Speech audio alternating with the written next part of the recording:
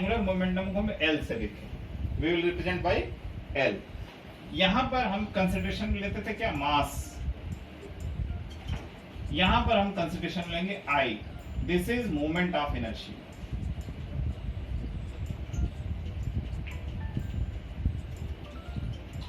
Moment of inertia और mass में क्या डिफरेंस होगा, मास जो है एक एब्सोल्यूट क्वांटिटी थी, 2 kg मींस 2 kg, उसी पर हम कैलकुलेशंस किया करते थे। यहां पर आई जो है किसी भी बॉडी की, रिजिड बॉडी की आई जब हम लेंगे तो आई का मतलब होगा कि इट्स ए वेरिएबल क्वांटिटी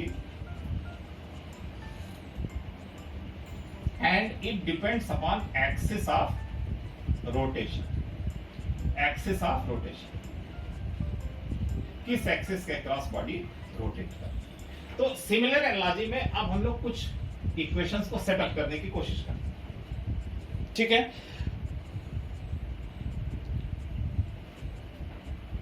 अब जैसे मान लो यहां पे एक एक्सिस के क्रॉस एक बॉडी रोटेट कर रही है, सर्कुलर मोशन को, यहां पर तुमने फोर्स F लगाया है, पोजीशन वेक्टर इसका R है, तो torque is defined as R cross F, R cross F। जैसे इस बॉडी के केस में देखोगे, क्योंकि body is revolving like this, मतलब फोर्स कहां लगाया गया है, टेंजेंशियली अंदर की तरफ लगाया गया, या इसके इस डायरेक्शन में लगाया गया। तो फोर्स डायरेक्शन इज दिस, ये पार्टिकल, किसी पार्टिकल की बात करूं यहां पे, और इसका पोजीशन वेक्टर R है, तो R क्रॉस F अपवर्ड्स, तो torque will be always perpendicular to the plane.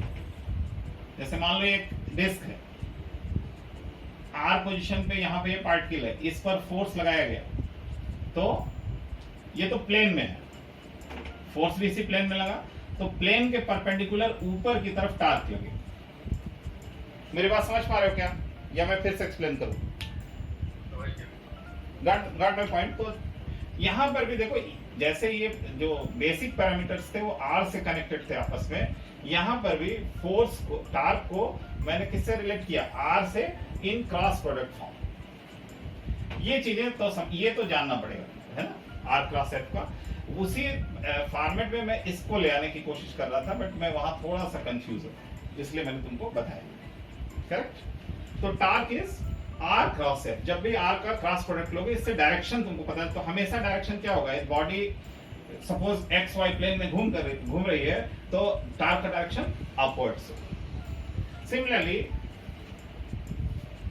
यदि P की बात करोगे, L की बात, तो angular momentum is equal to R cross P। तो लीनियर मोमेंटम से इसको बोलते हैं moment of momentum.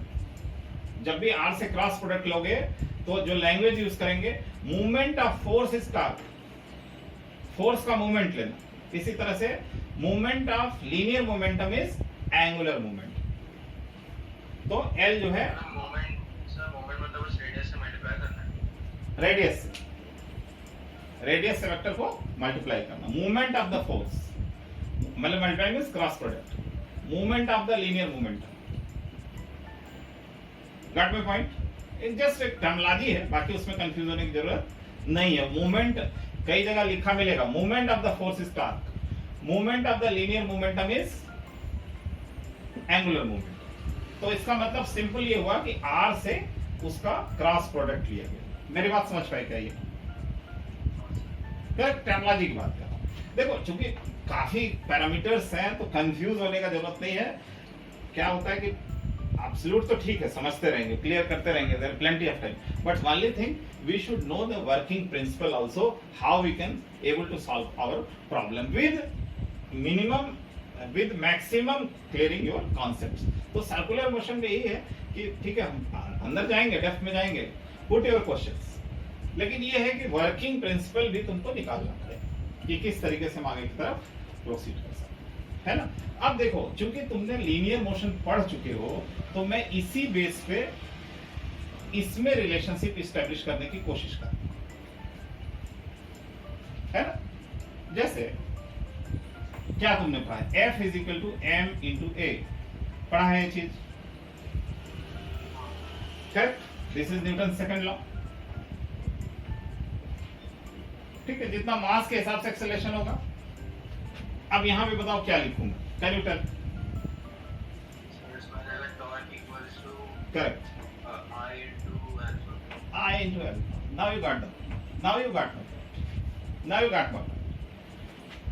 Torque is equal to I into alpha.